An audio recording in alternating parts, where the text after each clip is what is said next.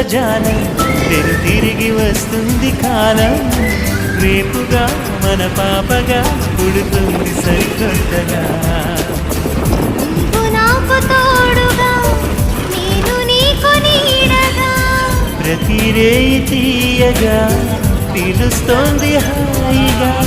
ఇలా ఉండిపోతే చాలుగా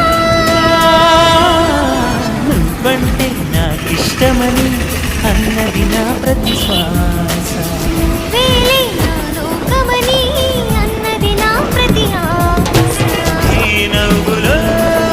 శృతి కలిపి పాడగా ఈ నీడలో అడుగడుగగా అనురాగం పలికింది సంతోష స్వరాలుగా